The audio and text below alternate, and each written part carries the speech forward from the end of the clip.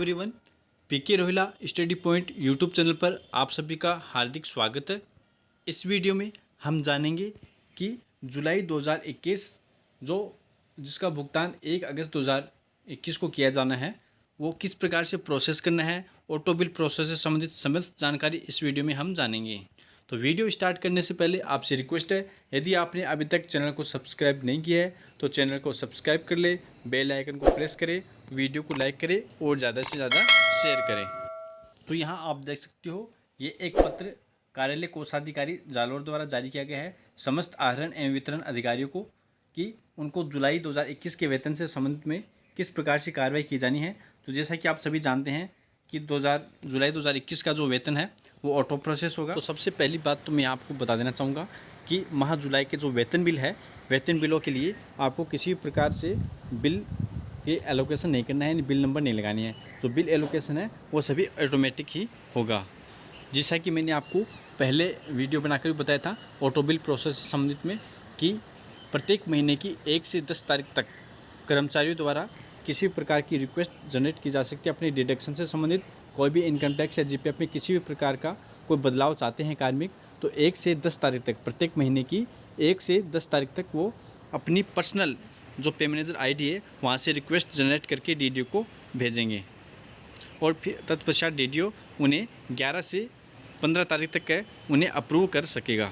DDO द्वारा भी जो बदलाव है 11 से 15 तारीख तक किए जा सकते हैं, उसके बाद भी डीडीओ स्तर पर कोई भी बदलाव संभव नहीं होगा। तो सबसे पहले डीडीओ स्तर पर यहाँ आप देख सकते हो, ऐसे कार्मिक जो सेवानिवृत्त हो चुके हैं या स्वैच्छिक सेवानिवृत्ति ले ली है या संविदा पर नियुक्त थे, उनको पे डिटेल में जाकर उनकी सैलरी को स्टॉप कर लेना है। यानी जो सेवानिवृत्त हो चुके हैं उनकी सैलरी हमें स्टॉप कर लेना है। यदि वो नहीं है या हमें चेक कर लेना है। यदि वो स्टॉप नहीं है तो बिल ऑटो जनरेट हो जाएंगे और ऑटोमेटिक प्रोसेस हो जाएंगे। उसके बाद जैसा कि मैंने आपको बताया था कि बिल के मास्टर डेटा में संबंधित आहरण वितरण अधिकारी प्रत्येक माह की दिनांक 1 से 15 तक वांछित संशोधन कर सकते हैं। 15 तारीख पश्चात वो कोई भी संशोधन नहीं कर पाएंगे। उसके बाद जो वेतन बिल बनाने की प्रक्रिया है वो आरंभ हो जाएगी और अगले माह की ये जो तिथि है निर्धारित, उसके अंदर ही परिवर्तन कर सकते हैं। 15 तारीख पश्चात डीडीओ स्तर पर भी कोई बदलाव संभव नहीं होगा। कर्मचारी है वो स्वयं की पे मैनेजर आईडी से आयकर जीपीएफ की कटौती के जो प्रस्ताव है वो डीडीओ को दिनांक 1 से 10 तक भिजवा सकता है और दिनांक 11 से 15 तक उन्हें डीडीओ स्वीकृत या अस्वीकृत कर सकता है। और ये आप देख सकते हो जीपीएफ की जो स्लैब है उसके अनुसार न्यूनतम कटौती से कम है ये स्वीकार नहीं होगी और आयकर भी है वो वेतन के 10% से जो कम है वो कटौती स्वीकार नहीं होगी। अगला पॉइंट आप देख सकते हो 6 नंबर का बिल नंबर है वो आवंटित नहीं किए जाएंगे। सैलरी भी प्रोसेस नहीं करनी है। बिल भी डीडीओ ट्रेजरी फॉरवर्ड है वो करने की आवश्यकता नहीं है और बिलों पर डिजिटल हस्ताक्षर है वो भी करने की आवश्यकता नहीं है। ये सभी ऑटोमेटिक होंगे, पे मैनेजर के सिस्टम के द्वारा ऑटोमेटिक ही सभी कार्य होंगे। अगला पॉइंट आप देख सकते हो, किसी भी कर्मचारी को किसी भी कारण से वेतन का भुगतान नहीं करना है। मान लो कोई मेडिकल पे है या अन्य किसी कारण से किसी कर्मचारी का वेतन हमें रोकना है, तो उसके लिए प्रत्येक माह की 15 तारीख तक है वो सिस्टम पर उसको स्टॉप पेमेंट करना होगा। उसको जो पेमेंट है वो स्टॉप करना होगा और कारण का निराकरण नहीं होने तक है वो कर्मचारी का वेतन स्वतः प्रोसेस नहीं हो सकेगा। जब हम उसका वेतन बनाना चाहें तो इसका जो स्टॉप पेमेंट किया था उसको रिलीज़ करना होगा एम्प्लॉय पे डिटेल में, तत्पश्चात ही बिल है वो ऑटो प्रोसेस होगा। यदि किसी कारण से रोके गए वेतन का भुगतान करना है या पहले से किसी हमें वेतन का भुगतान करना है तो उसके लिए अदर सैलरी रिक्वेस्ट एक ऑप्शन है, वहाँ पे अदर सैलरी रिक्वेस्ट में ये हम कर सकते हैं। लेकिन यह कार्य हम 23 तारीख के पश्चात ही कर सकते हैं क्योंकि 16 तारीख से 22 तारीख तक है ऑटो प्रोसेस होंगे बिल सिस्टम द्वारा, इसलिए उस बीच हम नहीं कर सकते हैं। 23 तारीख से है वो अदर सैलरी रिक्वेस्ट हम डाल सकते हैं, उसके बाद बिल ऑटो जनरेट और ऑटो प्रोसेस हो जाएंगे। ये उनके लिए जिनका वेतन किसी कारण से रोक लिया। अब 16 तारीख से 22 तारीख तक है वो सैलरी ऑटोमेशन का जो प्रोसेस है वो चालू हो जाएगा। इस अवधि में डीडीओ है अपने बिल तैयार होने की रिपोर्ट है वो देख सकते हैं और रिपोर्ट में कर्मचारियों के स्टेटस की पुष्टि कर लीजिए चाहिए। कर्मचारी के वेतन की भी जाँच कर लेनी चाहिए। इसमें किसी भी प्रकार की अनियमितता या गलती पाए जाने पर डीडीओ बिल को वांछित संशोधन हेतु रिवर्ट भी कर सकेंगे। लेकिन जो रिवर्ट की सुविधा है ये अभी शुरुआत के 2 महीने तक उपलब्ध रहेगी, उसके बाद ये रिवर्ट का जो ऑप्शन है ये बंद कर दिया जाएगा।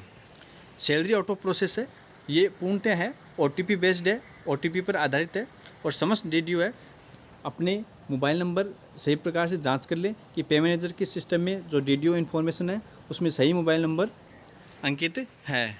ऑटो प्रोसेस सिस्टम द्वारा किसी कर्मचारी का वेतन यदि नहीं बन रहा है तो यहाँ आप देख सकते हो रिपोर्ट जो है, रिपोर्ट के अंदर सैलरी रिपोर्ट आती है और उसके अंदर मिसमैच सैलरी एम्प्लॉय रिपोर्ट, ये ऑप्शन आपको मिलेगा। रिपोर्ट के अंदर सैलरी रिपोर्ट और उसके अंदर मिसमैच एम्प्लॉय जो रिपोर्ट है, वहाँ पर हम जिस कर्मचारी का वेतन नहीं बना है और किस कारण से नहीं बना है वो सभी कारण हम वहाँ देख सकते हैं और उस कारण का निराकरण करके फिर उसका प्रोसेस के लिए हम दे सकते। जब हम उस कारण का निराकरण कर देंगे उसके बाद ही सिस्टम ऑटोमेटिक उसको प्रोसेस करेगा 23 तारीख पश्चात, जब हम अदर सैलरी की रिक्वेस्ट डालेंगे।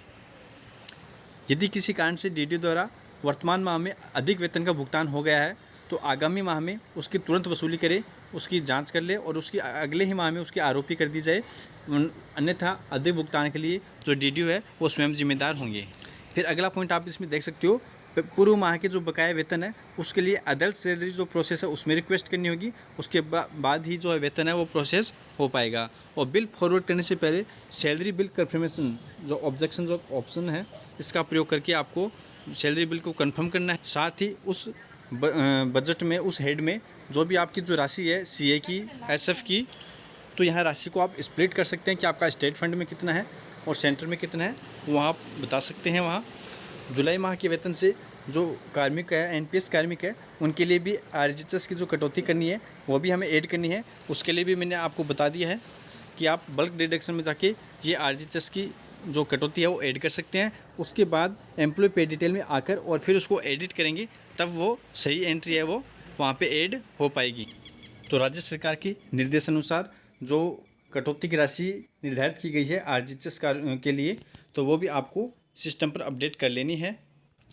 NPS कार्मिकों के लिए जो मेडिक्लेम है और जो RHS है, इनमें से आपको लाभ हानि के बारे में मैंने बता दिया है पहले वीडियो बना के। दोनों के अलग अलग जो फंक्शंस है, अलग अलग जो बेनिफिट्स है दोनों के, वो मैंने आपको पिछले वीडियो में बताया था। फिर भी मैं आपको सलाह दूंगा कि RHS है उसमें कैशलेस इलाज की सुविधा उपलब्ध है, इसलिए आप RHS का रजिस्ट्रेशन करवा सकते हैं। इसके अलावा ये आप देख सकते हो राज्य बीमा प्रावधान निधि विभाग है, उसके द्वारा भी आज का एक ऑर्डर है यहाँ मेडिकल पॉलिसी का, जो मेडिक्लेम जो पॉलिसी है उसके आई कार्ड जारी करने संबंध में। यहाँ आप देख सकते हो RHS का प्रथम चरण 1 जुलाई 2021 से प्रारंभ कर दिया गया है और इस विभाग द्वारा राज्य मेडिक्लेम और इससे संबंधित पॉलिसी हेतु आई कार्ड जारी करने की व्यवस्था को समाप्त कर निर्देशित किया जाता है कि समस्त लाभार्थियों को RHS में समाहित करने हेतु कैशलेस चिकित्सा सुविधा प्रदान की जाएगी। तो इस प्रकार से अब दावे हैं वो RHS इस कार्ड के माध्यम से सबमिट किए जा सकेंगे। तो यहाँ भी इन्होंने एक लेटर लिखना है अपने सभी जो संयुक्त निदेशक है, सहायक निदेशक है, उनको कि अब मेडिक्लेम पॉलिसी के लिए कार्ड जारी नहीं की जाए। इसके संबंध में जो आगे जो जानकारी आएगी मैं आपको बता दूंगा। तो आज की वीडियो में इतना ही, फिर मिलते हैं नए वीडियो में नए अपडेट के साथ। तब तक के लिए नमस्कार।